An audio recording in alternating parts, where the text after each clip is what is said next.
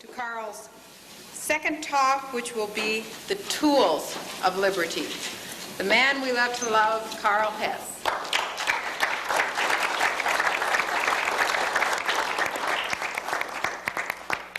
Let me make another plug. I just bought one of these wonderful posters and discovered to my delight that the brown paper bag it comes in is almost as attractive. So it's a double bargain. Let me continue a bit from last night just to provide a little continuity. I talked about the necessity of being very positive about your own life, and I'd like to extend that to the politics a bit of libertarianism. It's very easy to criticize, of course, and libertarians are extraordinarily good at that, particularly if they're criticizing other libertarians. But it is also, it seems to me, quite apparent that liberty provides such an attractive political agenda or social agenda that we should be very careful to always emphasize its positive nature. One, socialism has failed everywhere. There is no instance of a socialist adventure having increased the well-being over a long period of a majority of people. It's a minority political operation that benefits a small elite wherever it has arisen and has not benefited others. The Soviet Union remains at an industrial level not very far advanced from that of the czars. And one of the reasons, of course, is that it has maintained the czarist organizational methods. So libertarians, however, can make certain extraordinarily attractive and honest claims. For instance, people are concerned about prices. The free market is the only successful guarantor of lowering prices that has ever been devised. It always works to lower prices, never to raise them except sporadically. Because, of course, the moment a price starts going up for one commodity, there's somebody who figures out how they can sell it for a few cents less. The way to sell in the free market, obviously, is either to produce a superior product, which is good and benefits everybody, or to cut prices. And price cutting is an attribute of the free market that is notable. So people who are concerned about prices should be concerned about liberty. They get lowered prices by it. There's the concern about consumer protection. Well, the free market is the only provider, again, of consumer protection that there isn't, and there should be strong clues to this. For instance, a subscription to Consumer Report is more important than all of the money spent on the various government consumer protection agencies. But what's the hitch? It's an individual responsibility, and of course to collectivists of any sort, that's intolerable. And yet it works. It works and the other doesn't. Collectivism does not work, the free market does. Environmental protection. People are understandably concerned by that, and it is quite clear now that the despoilation of the environment in this country is a federal project, by and large. The major producer of pollution in this country, as Andre likes to put it, the lower 48, is our municipalities.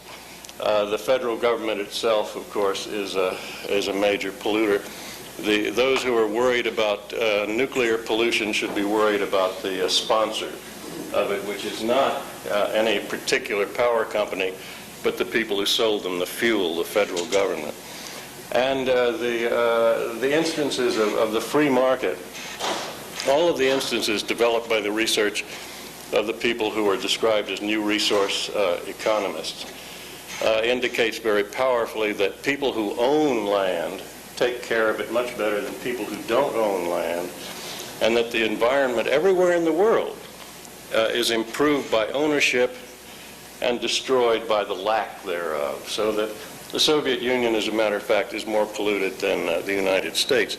In the race between socialist pollution and state capitalist pollution, the socialists are even worse than the state capitalists. although state capitalists are nothing to brag about, as you know. And so in every instance, we have something positive to talk about. Certainly, people are worried about security of their neighborhoods. It's quite clear that that public or government police forces cannot protect. They can occasionally do what the Philadelphia police force did and save the neighborhood by destroying it, which is an activity they probably learned from the Department of Defense. And so we can guarantee that in neighborhoods of high crime, that the privatization of protection would work. The governmentalization of it has never worked. And so these are positive things that I think we can emphasize, and it's very good. Again, we should speak no evil of the free market or of other libertarians, because there's too much positive to talk about in all of those cases. Now, about tools, I am, I don't know, since I arose from the primordial slime, I've discovered that the thing that intrigues me most about life, really, or my daily career in it, is the use of tools. I would feel less than pleased if I had no tools to manipulate. One of those tools is my mind, of course, but there are many other things that make life a good deal more pleasant.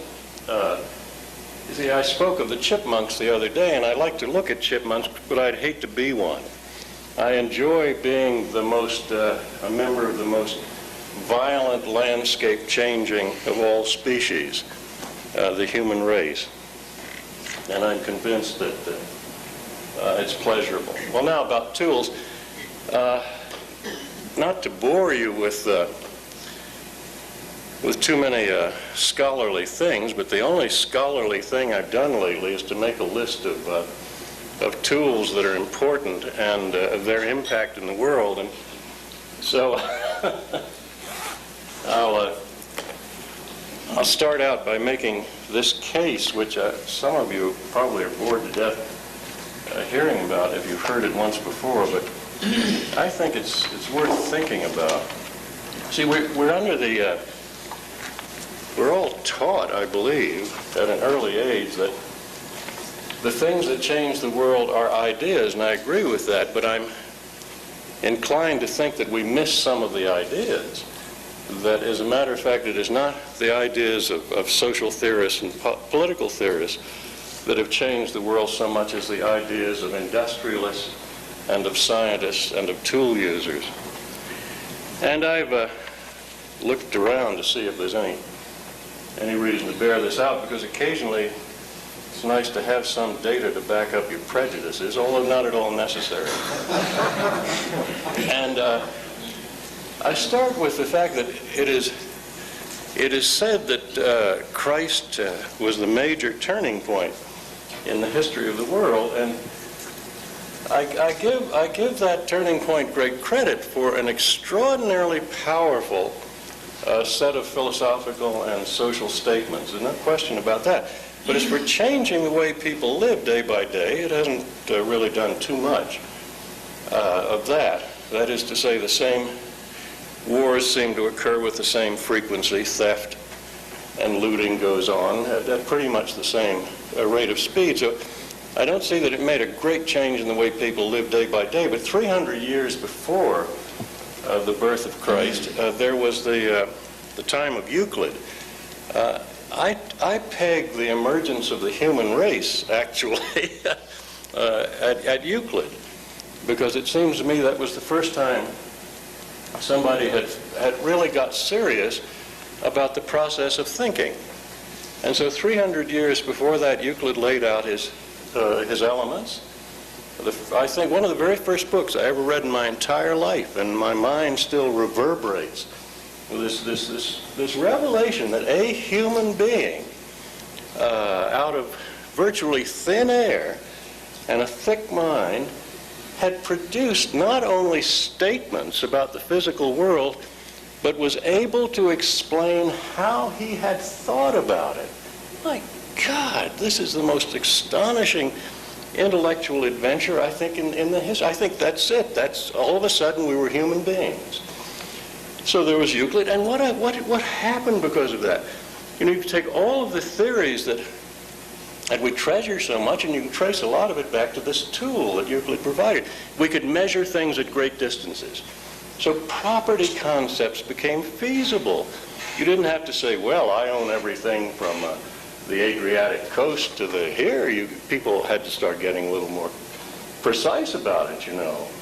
My property line, which can be measured now, is this, and so forth and so on. But particularly, I think it was the first statement of the most glorious intellectual achievement of the human race, and that is the scientific method. The questioning, the aligning and arraying of proofs and demonstrations and so forth. This is the epic, it seemed. This is when human beings stopped being chipmunks and became human beings. Well, enough for the beginning. In 1000 AD, a date that will surely lives in your memory, Otto III made Rome his permanent residence, and Venice consolidated its rule over the Adriatic Empire.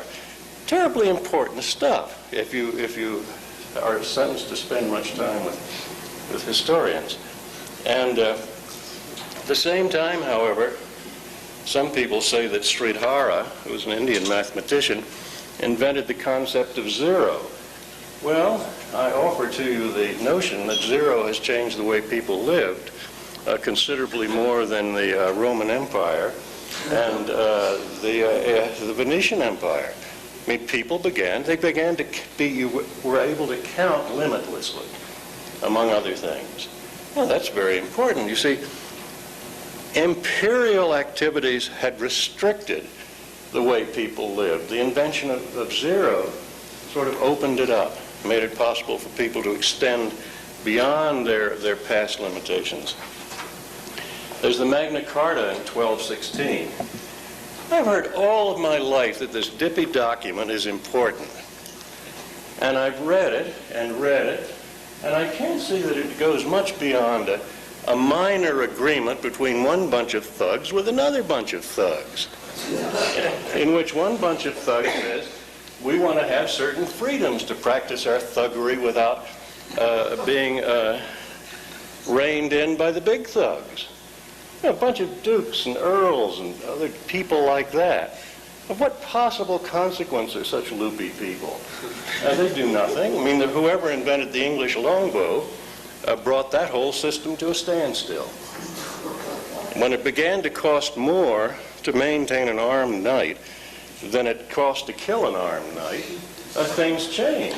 So I would say, you know, the Magna Carta, by God, you know, make fletchings out of it for your arrows. That's about what it's worth. So that was a tame time, however, that Arabic numerals began to be used in Europe. Well, I mean, I think we all understand that there's certain clumsiness about the Roman number system. It's hard to make change with it. So this was terribly important. It was also, just shortly before that, one of my favorite mathematical tricksters, Mr. Fibonacci, had been working. But in 1453, the 100 Years' War ended. And also the Gutenberg Bible. Well, you know, the 100-Year War was just the part of this endless series of wars that people have when they spend too much time not reading about things. The Gutenberg Bible in movable type was a big deal. I think it began to change the way people lived. Certainly the war business just kept on. Well, 1492, a name which lives in Limerick history, that was Columbus, who didn't know where he was going, and as people pointed out, did it on federal funds. But this was also the same time that Copernicus entered Krakow University. Well, I think that's a pretty big deal. Copernicus began to really shake things up, didn't he? It was also, Martin Luther got his divinity degree there. Now, here's an interesting thing. of the Reformation, what effects of the Reformation really seem to make some difference? I don't think the theological thing made much difference. I mean, whether you had a bunch of little popes or one big pope or that sort of thing. But what did make a tremendous difference was Luther's insistence on native languages. So that instead of reading in Latin, people began to read in their familiar languages. And so that what values could be derived from Scripture and other things began to be an ordinary informational possession instead of being the informational monopoly of a few people. So that was important.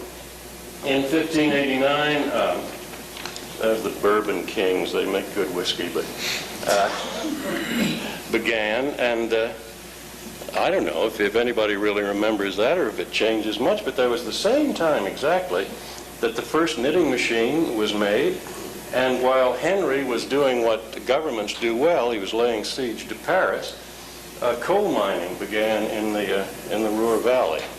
Well, coal mining is a much more important enterprise in changing the way people lived than laying siege to Paris, which doesn't change much, doesn't make much, and so forth. Well, it goes on. Pocahontas and John Rolfe got wed, which struck a mighty blow for interracial marriages. But Napier also did his thing on logarithms at just the same year. Isn't it incredible that how far back these impressive things happened, but what we remember are sort of the Ricky-Ticky events of history? Well, Cardinal Richelieu was riding high at exactly the time that William Harvey at St. Bartholomew's announced his discovery of the circulation of blood. Well, Cardinal Richelieu was a prime politician, no question about that, but I find it more comforting to know that my blood circulates. And, there's a funny thing. In 1635, there was the Peace of Prague. I don't know which peace it was, but anyway, there was a peace and Connecticut was colonized. And this is a terrible year when you get right down to it, because this was the year, I gather, that the first speed limit was set. They set a speed limit of 3 miles per hour on coaches in London, thereby beginning an entire series of mischievous interferences with transportation. Well, the Cossacks crossed the Urals in 1636. Now, the Cossacks were fancy dressers, and I do believe they may have contributed to fashion considerably, but as to the civilization of the planet, very little. But that was the same time that William Gascoigne invented the micrometer. And the micrometer, again, that changes the way people live. I mean, it doesn't do much good to go into your local metal worker, although John Moses Browning was said to do it, to go in and say, I'd like something about that thick with a bump on it that high. It's much easier to tell them that you want something that's 6/10,000ths. And so it goes. So Gascoigne, hooray, Cossacks, boo. Well, the 1660s, there were 50 or so major treaties and wars, the usual thing. You see, nobody's changed the way they live in politics, but they're changing the way they live in ordinary life. Well, in this year, the treaties and the wars were still going on, and lo and behold, Sir Isaac Newton invents the differential calculus. Well, what would you choose to have in the world, 50 wars and treaties or the differential calculus? You're saying you could almost say you have this option. You can either be interested in wars and such things, or you can be interested in the differential calculus. If you really want things that change the way people live and make life more pleasant, you opt for calculus. If you have a miserable view that people should be inflicted upon constantly and made to suffer endlessly for any reason whatsoever, then of course you opt for treaties and wars. Peter the Great was doing all of his stuff. Now, Peter the Great, there was a sad sack. Right down to it. He had perfectly good instincts. He was a craftsperson. He was a builder. He worked in a boatyard for a while. And he wanted to industrialize Russia. So did he adopt any sensible ways of doing it? Like saying there's a buck to be made or anything like that? No, he said, do it or I'll kill you. You know, which didn't exactly inspire a great burst of creative activity. And so he industrialized it at the point of a gun, which is to say he didn't really industrialize it. He should have known a lot better. But alas, he was a czar. He was not a boat builder. If he'd been a boat builder, he would have done a much better job. But at any rate, that was the same time that Lady Mary Wortley Montagu, her name should be blessed, and should remind us, as a matter of fact, that women have been doing extraordinarily good things in the sciences and the arts throughout history, but the fact that they don't wage war very well has sort of plunged them into the back pages. There's a dumb one. Well, anyway, Lady Mary introduced inoculation against smallpox to London. Now, if she'd withheld it from the politicians,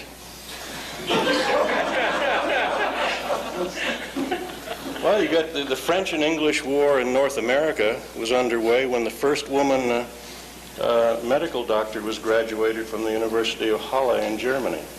Well, again, you know, this is a big thing. That was a much more important event, I think. Oh, gosh, it goes on. There's so many wonderful things. I'll skip ahead. Oh, a great one. 1823, there was the Monroe Doctrine.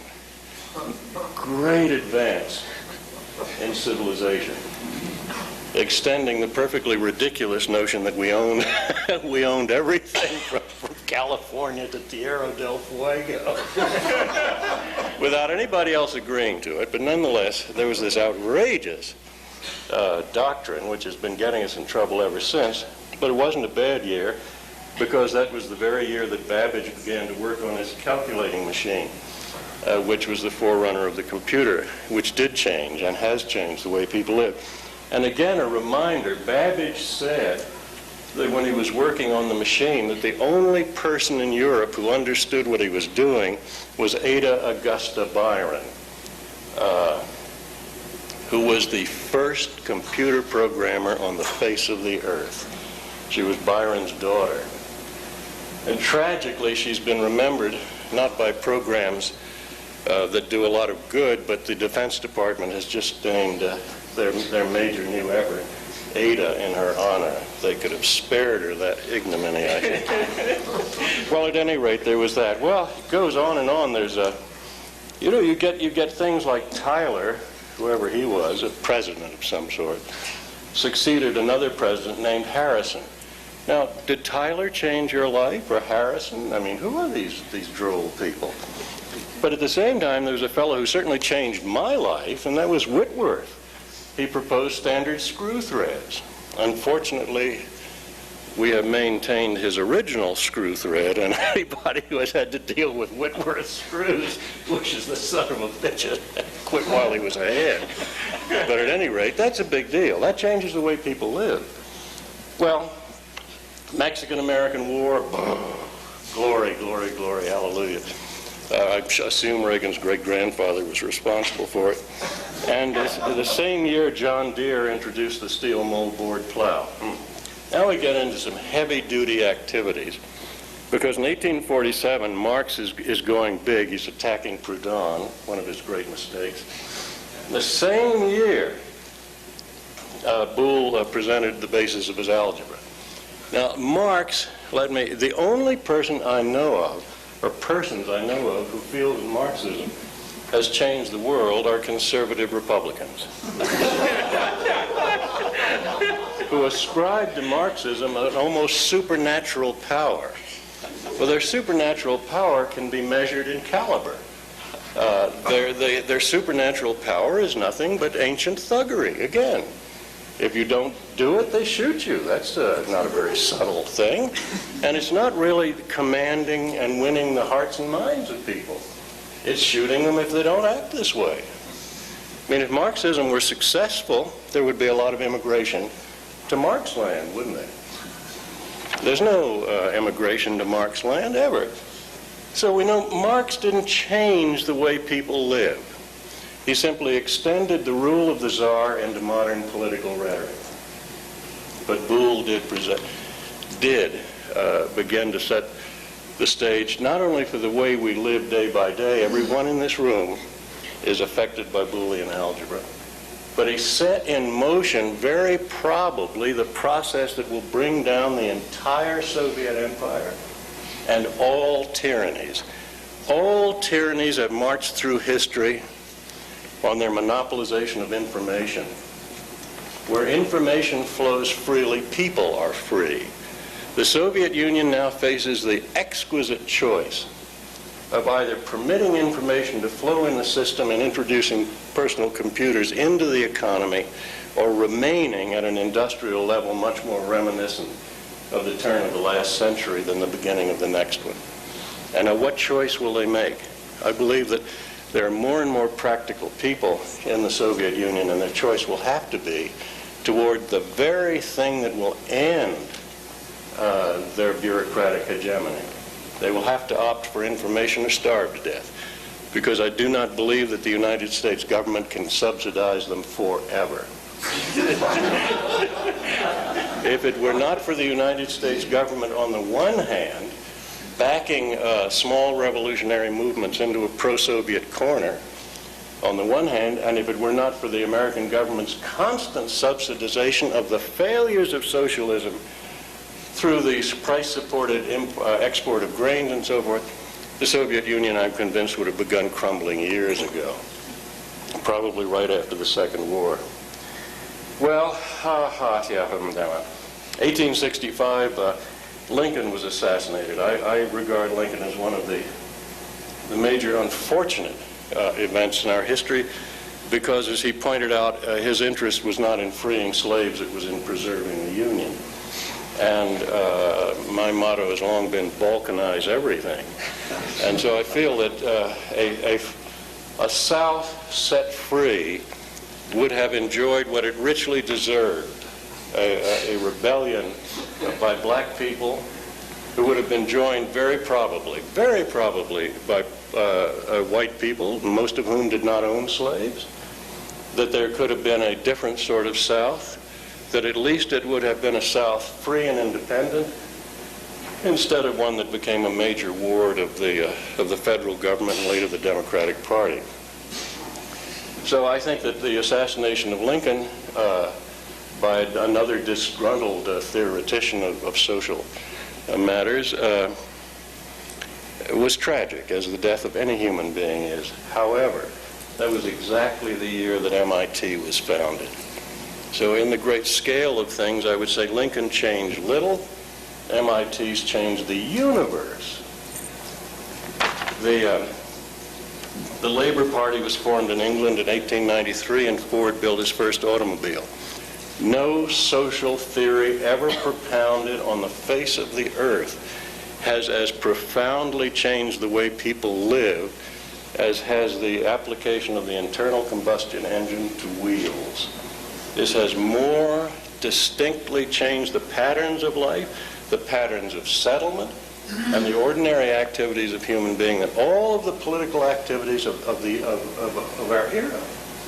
And that was, so Henry Ford, well, think of what Henry Ford was obnoxious in some ways, but think of the incredible thing that he did also. While all of classical economists were saying at the time that you could not raise wages and lower prices, Henry Ford raised wages to historically high levels and lowered prices. He completely, an industrialist, not a theorist, an industrialist, wrecked and threw out classical economics. And not by argument, but by demonstration. So an argument could be made that this toolmaker, this mechanic, was a more important economist than any other person who has lived in our time. Well, McKinley was reelected and Planck did quantum theory. Lenin and Trotsky formed the Bolshevik faction of the Russian Social Democratic Party in 1903. Big deal, no change. And what else happened? The Wright brothers. Which reminds me of something. My stepfather saw them fly. Actually, he saw the Wright brothers fly. He later saw me fly an F-80. He saw the Wright brothers fly at about 30 knots. He saw me fly at 700. And if he had stuck around a little longer, he would observe people flying at 23,000 miles per hour. Not a bad increase in velocity for very few years. Well, there was the, 1932, another big year. Franklin Delano Ugg and some of his soulmates did roughly the same thing. He won the election here, and guess who won the election in Germany? The Nazis won by 230 seats. They got a plurality in the Reichstag, proving the inevitable wisdom of the democratic process and of how secure everyone is if they will simply permit everybody to vote. Well, so they got in. Well, those events we all regard as disasters, both of them. I don't want to see any backsliding on this one. There will be a short exam. But 1932, that was the same year. Who got the Nobel Prize in 32? Heisenberg. Hooray, Heisenberg, boo, Hitler, and boo, boo, FDR. Well, then there was the Marshall Plan was 47, and the Common Form was created, which was the great Communist Party propaganda machine that corrupted everybody so much that they, again, had to be made to go there by the point of a gun. That was the same year that the transistor was developed. Now I ask you, what changed the world? The transistor, like the automobile, that's changed everybody's life. It's changing people's lives in the jungles of Zaire and in penthouses in Manhattan. That changed. Who did that? Three guys working at Bell Labs. What was so odd about Bell Labs? That it wasn't operated like any other part of the Bell system. It was a place where individuals did virtually independent research. So what does this tell us about important things? It tells me that nothing good ever comes of collective activity. Nothing. Everything that we regard as good and useful in the world comes out of the inspiration of an individual human being, working with others probably, but not working with them in the sense where they're submerged, where they are unimportant. Individuals create useful things. Collectivities produce wars. The major invention of collectivism, of nationalism, which is collectivism, is war. Well, in '62, the first U.S. mission was established in Vietnam, in which case we decided the Russians had had enough go at imperialism. We should try it ourselves since it's so good for the Russians, which is a strange theory that people like William Francis Buckley Jr. Maintain, and that is that if the Russians do it, and it works well, we should do it immediately, because that means that we're defending ourselves against communism by becoming like communists. Well, at any rate, '62 was also the year that Crick, and can anybody remember the other two guys? Wilkins and Watson got their Nobel for the molecular structure of DNA. Well, this is my particular pet. That's a matter of fact. I think genetic engineering has, among other things, it's come at exactly the right time, because we really need to restore a lot of very badly damaged seed varieties, particularly. It's come at exactly the right time to get on with the process of living forever, which strikes me as being a useful one. And dying is an terribly inconvenient interruption of anybody's important work. And certainly genetic engineering gives us a hint of immortality. And people have always striven for it. It certainly explains the most cherished appeal of Christianity is the notion of immortality. And it strikes me as it would be mean-spirited for geneticists to not understand why Christians crave it, and it would be ungenerous for Christians not to understand and appreciate that others may achieve it in temporal terms. Well, in '69, Nixon was inaugurated and Neil Armstrong stepped onto the moon. Well, now this brings us to the matter of tools in general and how they will impact on liberty. And the moon's a good place to start. It seems to me absolutely incredible that politicians generally, social theoreticians generally, people generally, do not take into account that we are poised on the edge of our planet about to step out into space. It's such an obviously epical a time for us. Can't be stopped. Now that NASA's getting out of the business, it should proceed very swiftly and very successfully. Merchant adventurers always have carried culture and peace in the world. And government employees have always carried war and suffering.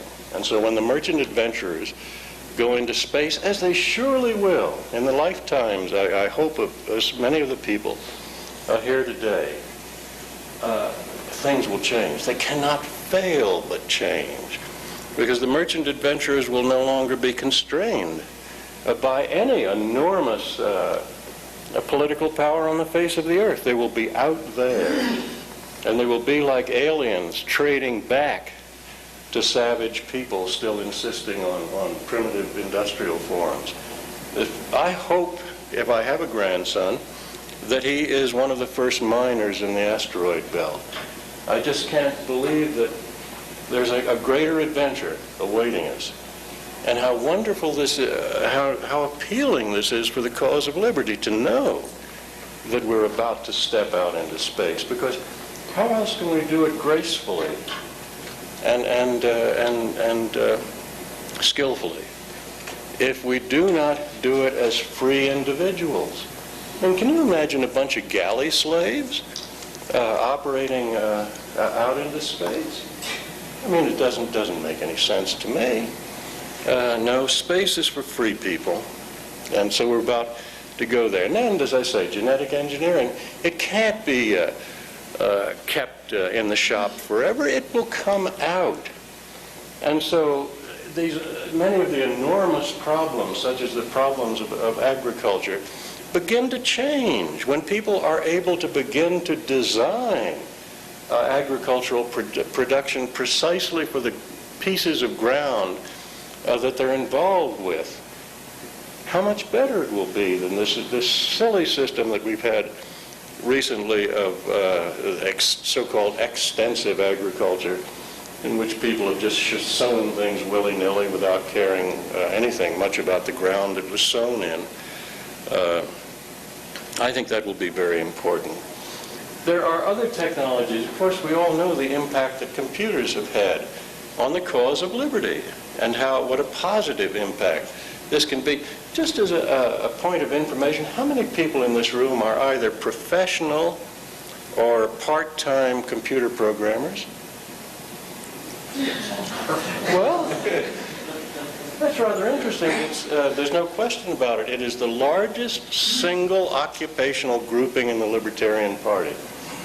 This means that the Libertarian Party has within it more people devoted to the free flow of information than anything else.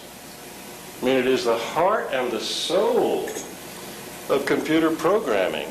First of all, that it be logical, and secondly, that it reach out, that it spread information. Well, how in the world can bureaucrats contain this? How can they? They can't. What is happening in the entire industrial world is a fracturing into smaller, more skillful, and more flexible manufacturing units. And this can't be contained, but bureaucrats don't understand this. You see, to Ronald Reagan and to many conservative Republicans, who are our most natural allies, actually, on most questions, to many of them, they do regard the computer as something apart from human life, just as liberals regard nature as something apart from human life. They think of rabbits as somehow having rights, but people not. And the same thing with these conservative Republicans. You hear of conservative Republican managers who say things like, "Let's ask the computer." Well, you know then you're dealing with a first-class idiot and a person who's on his way out of history, because what he really means is let's ask the programmer. Now, we're among friends in here, so let's confess it. There is no more lunatic gang of people on the face of the earth than computer programmers. They're playful. They are anti-authoritarian to their teeth. The whole science developed out of the most extreme anti-authoritarianism. They are, in short, not to be trusted.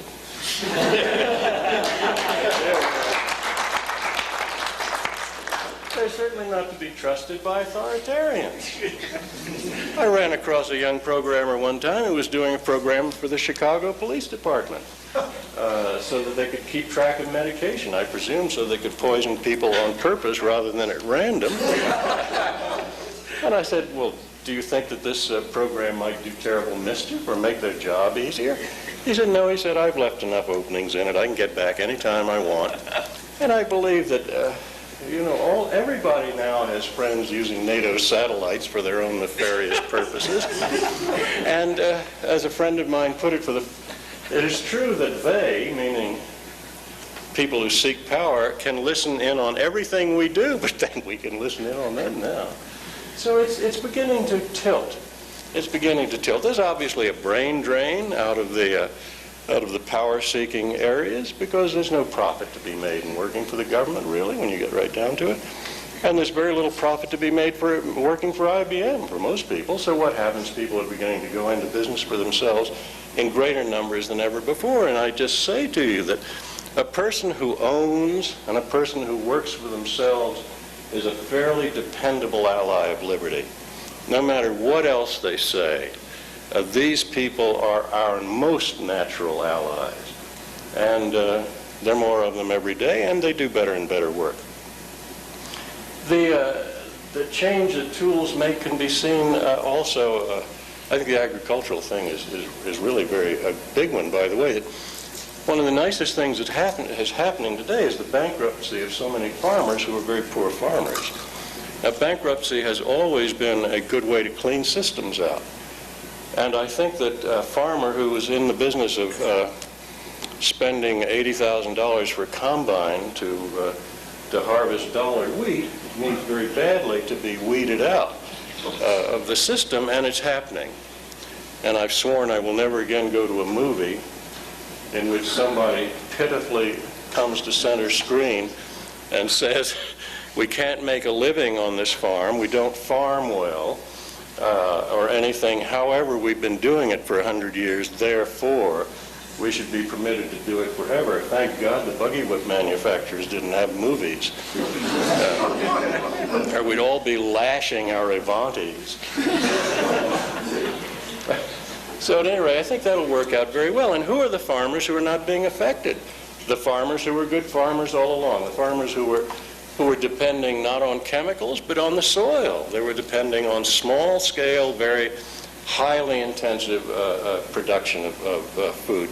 As you all know, I'm sure you should know, the yield per acre of American agriculture is low, internationally low. Our yield per man-hour is the highest in the universe. But your stomach doesn't know much about yield per man-hour. It knows an awful lot about yield per acre. And there are many countries in the world that produce, on average, much more per acre than we do. And again, an interesting sidelight on that is the most productive crop-producing area in the world, I believe, is in Abu Dhabi, in about 6 acres of greenhouses, hydroponic greenhouses, where the rate of production is considerably, by orders of magnitude, greater than any soil-based agriculture. It just shows that the technologies are changing, and these are technologies that have a wonderful impact on liberty because they mean that people can do things more as they wish, more with their neighbors and in local situations and in more individualized ways. Custom work rather than mass work. The ultimate technology, I believe, will be nanotechnology. Nanotechnology is a concept that some folks at MIT have been working on in a book of one of the group, a fellow named Drexler has written a book on it called The Engines of Creation. Nanotechnology proceeds from the assumption that once you can program DNA, and once you can program microorganisms, biological microorganisms, that you should be able to transfer the same techniques to inorganic materials. And it also proceeds from the assumption that many microorganisms are very small machine tools. So that if you look at some viruses, you see exactly a drill press, a small drill press. It has material handling appendages that affix it to something, and then it has a drill, and it drills a hole and it deposits things in the hole. Well, if a virus can be a drill press, why can't you make a drill press that small? And as a matter of fact, if you can program proteins and so forth, why can't you program other things? These are the questions that are asked. And why can't we start manufacturing at the molecular level? Well, why not? You know, when you get right down to it, we're already dealing with submolecular materials already. The tip of the gadget on a tunneling electron microscope that does the work is 3 atoms wide. 3 atoms. Already dealing with things at an atomic level. So when people talk about doing manufacturing at a molecular level, they're not just crazy people. And it will happen. Once an idea is promulgated, it happens. And it happens with a greater speed these days than ever before. And so all of the social systems based upon the allocation of resources through political means will be obviously useless. And as a matter of fact, the market itself will become a much more rambunctious and tumultuous thing when people, having no shortages of materials and no shortage of ability to manipulate them, can design anything that anybody wants. And so we enter into probably, in our race's history, into a design phase, when the major project of people's lives will be designing completely the appurtenances and the directions and the activities of their lives, where being a poet will be very important because you may want to grow your house in a poetic fashion and so forth. Well, you know, it may not happen tomorrow, but it will happen in some fairly soon tomorrow, and that too, it strikes me, just screams liberty. I mean, who else but free people can enjoy it, deploy it, maintain it? Who, as a matter of fact, could have conceived of it? So the tools, the material tools, are all moving in our direction. Now for the ultimate tool, and a brief comment about that. The ultimate tool is the human mind. It's the ultimate artifact of the universe, so far as I can see. Now, the human mind does not spring forth the day an adult reads a novel. For instance, the human mind is present in some very small humans, some of whom can barely talk. They're called children. And this is where our problems generally, it seems to me, begin and where they will have to be solved. To the extent that children are taught to be thoughtless, to be taught to be dependent, and denied the encouragement to think independently and critically, we will remain in a world filled with the problems that we abhor, the problems of dependency, of supplication, of all of these things, kowtowing to authority. Well, now, how can it possibly change? Well, libertarians have as their stated agenda spreading liberty. It occurs to me that every libertarian ought to have as part of that agenda saving a child, because that's an important contribution to liberty. And what does this mean? It means at the outset a great and fervent resistance to government schooling. Government schooling is very probably the prime support of the system of force and violence and coercion that we abhor. It is where children are taught that the initiation of force in a good purpose is good. It is where they are denied thinking about it. When they're denied the joy of trying to understand why murder, which is evil for one person, is good for 40,000 or for 100,000. Now, it may be almost as simple as that. If children are encouraged to think, they will not think these incredibly illogical, irrational thoughts as they grow up.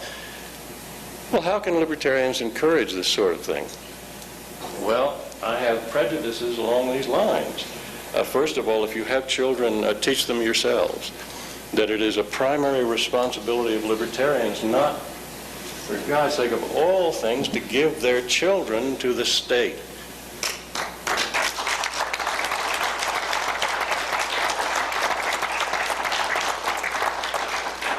And how are we to do this thing? Well, again, I have biased observations on this. I've used with children in the area where I live materials prepared by the Institute for the Advancement of Philosophy for Children in Montclair, New Jersey, at Montclair State, I'm sorry to say, college. But you see, I'm an improper libertarian. I use their materials. Because their materials are the best I have ever seen for encouraging children toward independent and critical thinking. I would also recommend consideration of what Seymour Papert has written in his extraordinary book, Mind Storms. Papert is the fellow at MIT who developed Logo, which is a language for kids. And he has said that the most revolutionary learning environment in the history of the world is one child and one computer left alone and encouraged to program it. And that is, of course, what Logo is designed to do. And he makes the specific point that this returns education to the place where it ought always belong, to the individual. It takes it out of the collectivity of society and returns it to the individual, so that the individual becomes primarily responsible for the development of their own intellect.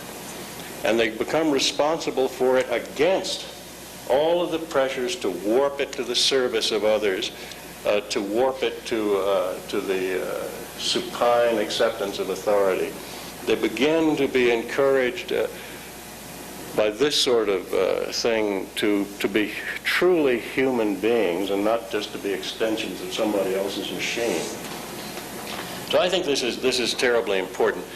Interestingly enough, even in 600 government schools today, materials from the Institute for the Advancement of Philosophy for Children are being used. And I find it refreshing that the government school system is driving a stake into its own vampire heart in this way. And I encourage it. I don't care. I mean, you be purist if you care to. But if I find a young teacher in a government school who is encouraging children to think rather than trying to teach them facts,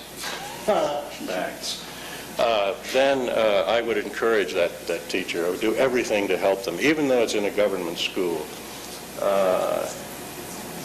I learned in the 30s, when I was about to become a professional military person, that, very briefly, I learned that ideology can sometimes be counterproductive, because I recall there was the time in Nazi Germany when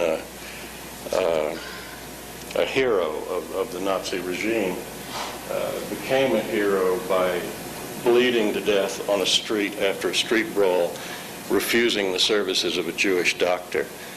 Now, I tell you that that's the kind of ideology that kills, I believe, even your mind. When you get to the point where you're so wrapped up in an ideology that you cannot take practical steps in your own self-interest, I think you've gone a bit too far.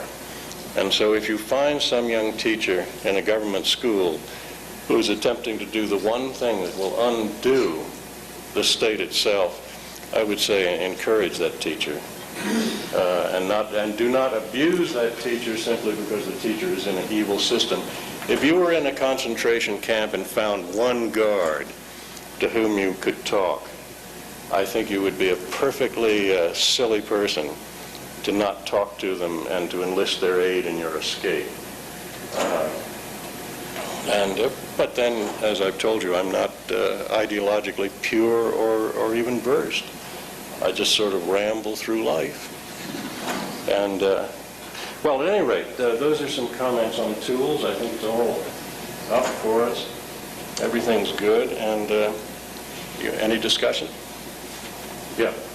I think it really needs to be pointed out that relative to government schools, that by and large the funding for government schools comes on the basis of attendance.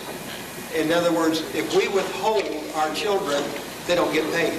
I think that's excellent. Of course, it's why it's so difficult to withhold your children. But it's not impossible. There are at least 2 states in the lower 48 and the other 2 who have no laws against homeschooling now. I believe Missouri is one. I don't know. I forget which the other one is. So libertarians could sensibly work toward that. That's a major political goal, is to remove all barriers to homeschooling, or to any form of alternative schooling, as a matter of fact. Yes? I don't think that we should call teachers that work for the government teachers. I think we should call the government workers. I think that's perfectly fine, except I would think that if you could be less than abusive when you find one who understands as you do. I was one of those. Yeah, well, there you are. You know, that's exactly, there are many libertarians. They don't want teachers, though. Of course not. That teacher will lose out in the long run. I know, and it happens, and that's why they need support. I know they do. And they need support, if not to support them in the government school system, they need support so when they leave it, as they inevitably will, there'll be some place to go and some other school to organize. And so there are 2 things, I think, along those lines that are important. I would encourage teachers to start their own schools, and I would encourage nurses to start their own clinics. I think these are 2 very important ways to start breaking monopolies. Yeah. I would just want, what will the collectivist structures, government and whatnot, be doing with all the new technologies and nanotechnology, engineering, while libertarians and free people are using them as you suggest? Well, they will do what they do with it now. They'll devote it to police power. And I have no doubt that it'll make them a little more stronger. But see, the thing about police power is that it is generally deployed by people who have a mean streak. I mean, they really, they have sort of a tight attitude toward the world, and they're very defensive. It's an us versus them kind of thing, most of them. And so they're not terribly skillful beyond that. They're not very creative. And so every time the state adopts a technology, they adopt a technology that is essentially obsolete, and they can't maintain it. For instance, that's a very good point, because today the defense of the continent rests not on in the hands of paid professional military people. There are 6,000 contract workers today, many from places like Minneapolis Honeywell, who man the advanced weapon systems. They are not manned by military personnel. In short, the major defense system of the country has already been privatized in a way, and the reason, of course, is that you can't expect somebody who's a career lieutenant colonel to know much more except being a lieutenant colonel. There are some exceptions, of course, like Grace Hopper, everybody I know who knows Grace Hopper wishes she wasn't an admiral. But on the other hand, what the hell?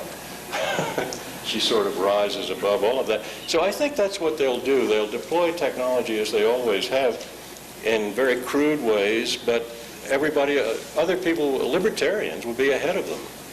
And the activities of free people will be more interesting, more attractive, and more productive. I think we face a generations, as a matter of fact, of a society that will become much more a 2-tiered society. There will be the tier of dependency and of bureaucratization. This will include General Motors, the federal government, and places like that. Then there will be the tier of adventure, which will be Wozniak and Perot and everybody else doing adventurous things. And I think they'll coexist. Well, they'll have to. You know, because even suppose that Jerry Falwell became Bishop Primate of the United States, as he clearly would like to be, it would be a hollow victory for him, because his folks, like many other ideologues, are always too busy with ideology to attend to the growing of turnips. And so practical people attending to the growing of turnips would still have a dominant position in the society. And I think that there will be the howling and yowling of the politicians and so forth on the one side, with a great constituency of urban poor. I think the cities will start to become more like Delhi, very terrible places after a while, but they'll be the natural constituency of politics, and then there will be sort of an ebullient other economy, a productive economy of cybernated machine shops, of genetic engineers, of high-intensity farmers, of space travelers, and so forth. And that gradually the appeal of the merchant adventurers will be greater. And the dependency, of course, on of the state on these people is absolute. It actually always has been, except that there's usually been more power on their side, but there isn't any more. So I guess that's the way it could develop. But the frank answer to that, of course, is I don't know, you don't know, he doesn't know, they don't know. Nobody knows. Because, 15 weeks ago, nobody really took superconductivity that seriously. And now, 15 weeks later, we know that next week may change the whole thing. We may be all on superconducting magnetic skateboards. And this will change everything. So the business of predicting is sort of silly these days, because the people who change history are the people who change history. The inventors, the scientists, and the industrialists are changing it more rapidly than ever before. And the politicians are changing nothing. So I think it's the era. It's the era of the industrialist. It's the era of the scientist and of the producer and of the poets and the adventurers. And we all wish government would just go away, but on the other hand, it's a good place to store inept people.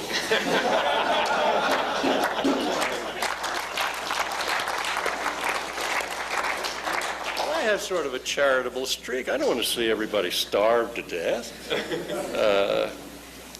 So I guess that, look, my final, the tools are all there. They're perfectly suited to all of our purposes, and the thing now is whether we're going to use it or not.